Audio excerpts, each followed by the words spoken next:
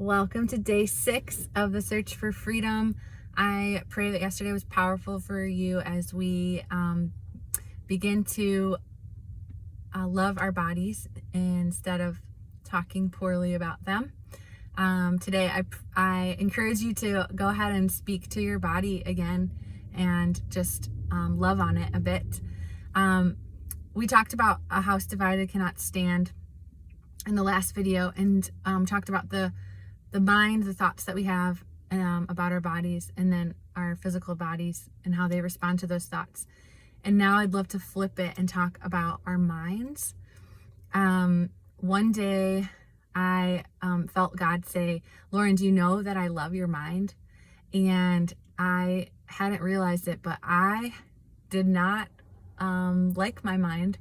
I definitely am a thinker, and I can get discouraged with myself when I get into spirals of thought that create anxiety. And I get frustrated with myself because I'm pretty sensitive, and I'll see myself going down the spiral, but I will not always know how to get myself out of it. And I found that I really didn't love that about myself.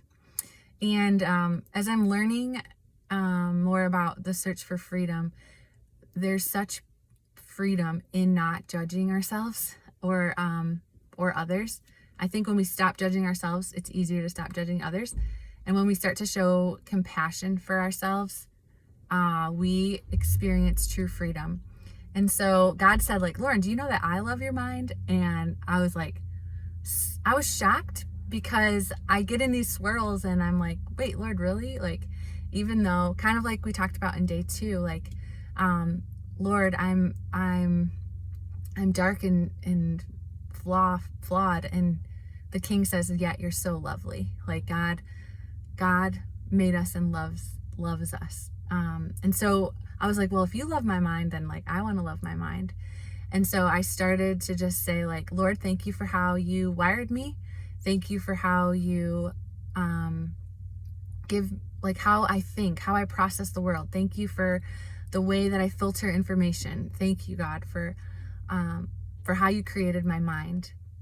And thank you that I have the renewed mind in Jesus, that I have the mind of Christ." And so I would just start to speak all those things over my mind. And it almost is like giving yourself permission to be